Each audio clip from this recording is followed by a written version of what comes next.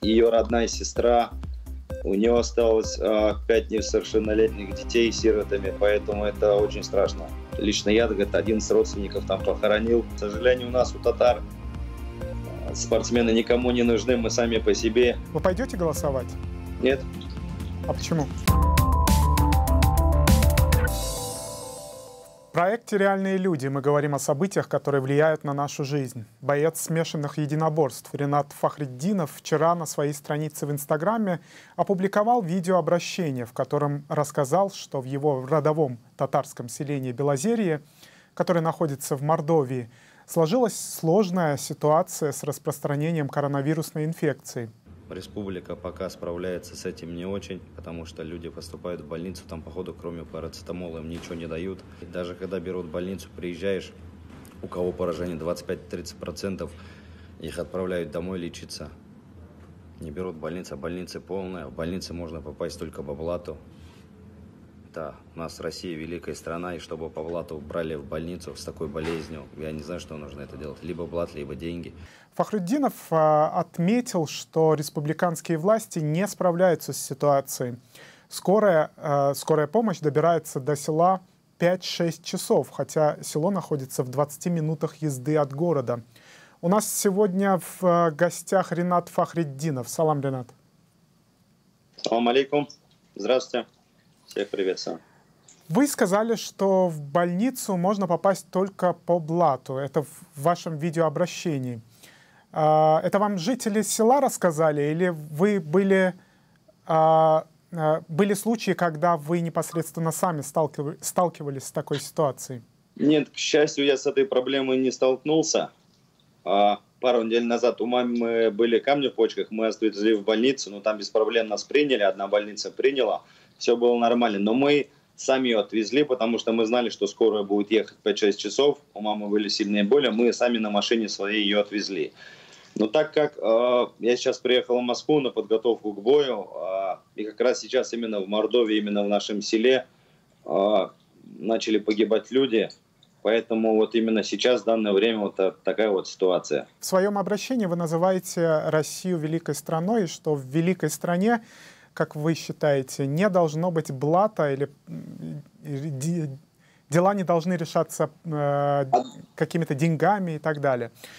При этом вы говорите, что в Дагестане нашлись достойные мужчины, это цитата, которые достойно решают аналогичную проблему там. Разве в великой стране достойные мужчины должны решать эти вопросы? Разве не само государство должно решать это? Оно должно решать, но раз в государстве не нашлось или не захотели люди помогать, то нашлись обычные люди, которые к политике никакого отношения не имеют, которые помогли своей республике. Я думаю, у нас такие тоже найдутся, хотя уже сегодня мне позвонили из Белозерья, уже сегодня глава отправил туда врачей, ходят по каждому дому, проверяют температуру, и кто больной, либо их госпитализируют, либо, я не знаю, как там, можно сказать, на учет берут, или я не знаю, что делают, дезинфицируют дома. Сегодня уже пошли проверки, наконец-то, поэтому надеюсь, что все будет хорошо, и глава республики быстро отреагировал на эту проблему, и дай бог, в скором времени все решится. В чем была главная цель вашего обращения? Вы хотели, чтобы общественность помогла жителям села или что? Да, я хотел, как говорится, если о проблеме не говорить, значит, многие думают, что ее нет. Мы как бы спортсмены, мы известные, в своих кругах известные личности, и мы должны своим примером показывать, что жизнь и судьбы наших земляков не безразличны. Мы за каждого переживаем, за каждого больного, за каждого погибшего человека.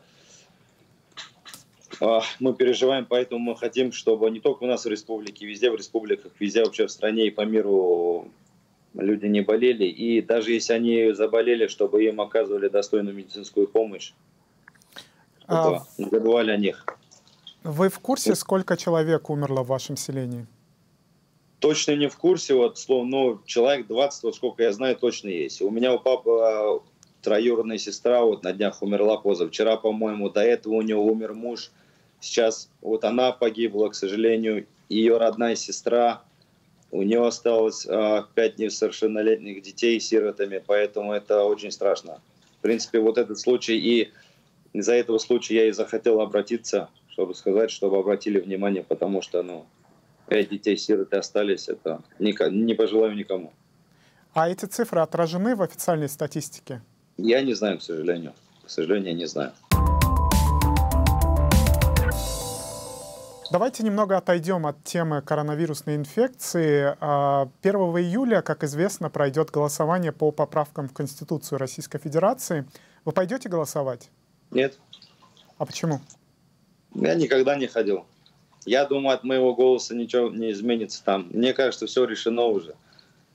В Дагестане бойцы имеют привычку уходить в политику или на госслужбу. У вас есть такие планы после спортивной карьеры? Ни в коем случае. Я просмотрел вашу страницу в Инстаграме. У вас очень много интересных вещей, которые направлены на популяризацию татарской культуры. Вы используете татарстанский флаг постоянно, одежду с татарскими надписями и с хэштегами, например, «Алга», что означает «вперед». У вас на странице часто качественные фотографии. Над вашим имиджем кто-то работает? Нет, я все сам делал, никто надо мной не работает. К сожалению, у нас, у татар, спортсмены никому не нужны, мы сами по себе. Я из бойцов, представляющих татарскую нацию, можно сказать, один-единственный. Есть еще наш брат Рамис Терегулов, еще пару ребят с России, а больше никого. Но я считаю самым, как бы это ни звучало, самым знаменитым, поэтому я стараюсь показать молодежи, пример, что вот парень из региона, из села, чемпион лиги, чемпион мира, и хочу подписать контракт с американской лигой, и хочу быть таким хорошим примером для молодежи. Потому что у нас есть хорошие борцы, есть хорошие боксеры, тай-боксеры, но именно бойцов ММА у нас нету, хотя у нас такая великая и большая нация, и хочется, чтобы у нас побольше ребят занимались этим видом спорта. Поэтому пока все сам. Вы постоянно выступаете с татарстанским флагом. Означает ли это, что из Татарстана вам как-то помогают? Нет, мне никто не помогает. Нет, помогают люди, именно люди. Не субъект, власти. не республика, не власть. Не власть. Вы им говорите такие на виды татарском? спорта, к сожалению, не интересны.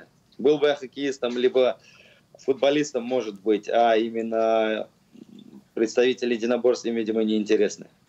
А вы говорите на татарском? Конечно. А какова ситуация у вас в вашем родном селении с владением татарского языка? В школах его изучают? Конечно, конечно.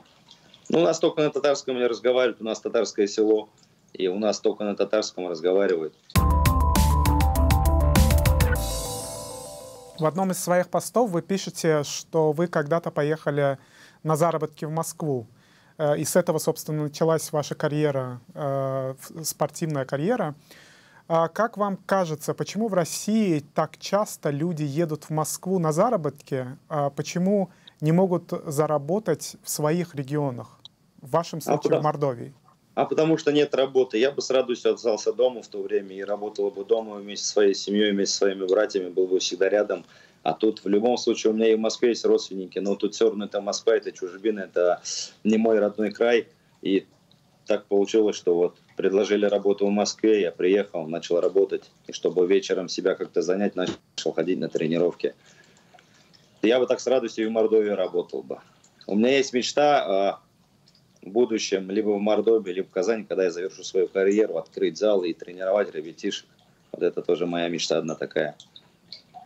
Вы себя на своей странице в Инстаграме, вероятно, в шутку называете татарином из Красной книги.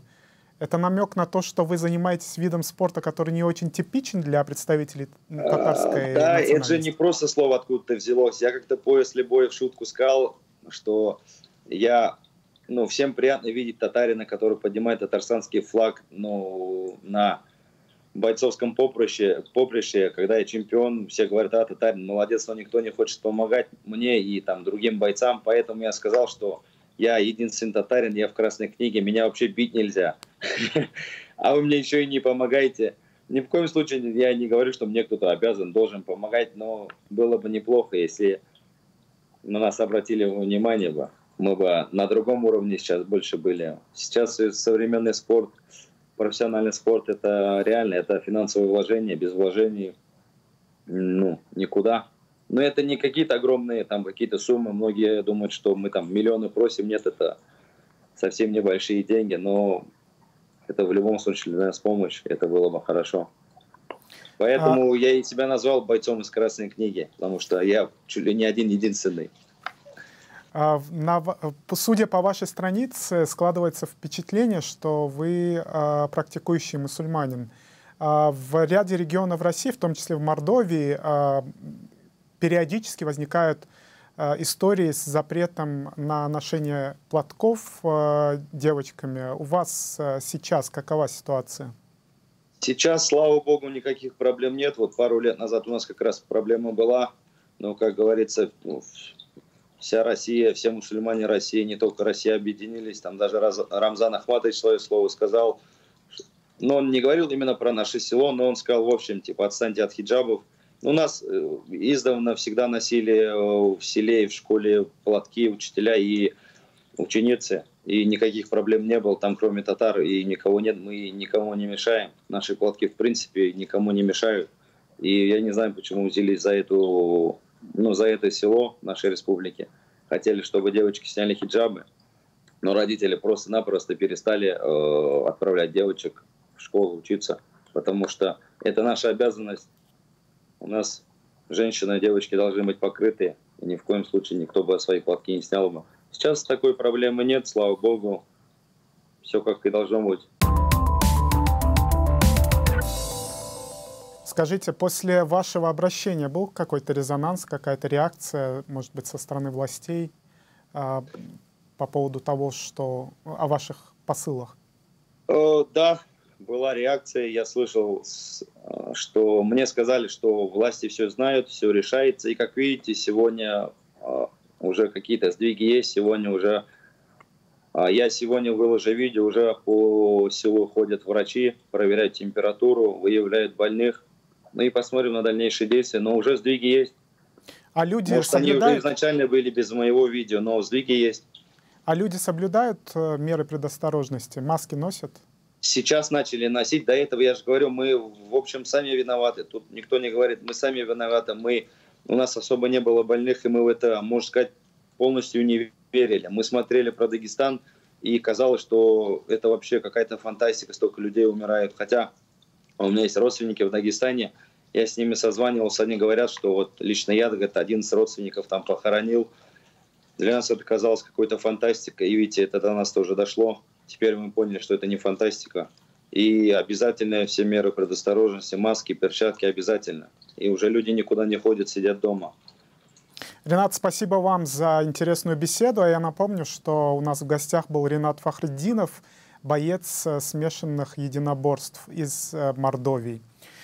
Я напомню, что нас можно смотреть на нашем сайте idelreal.org, а также на наших страницах в соцсетях. До новых встреч!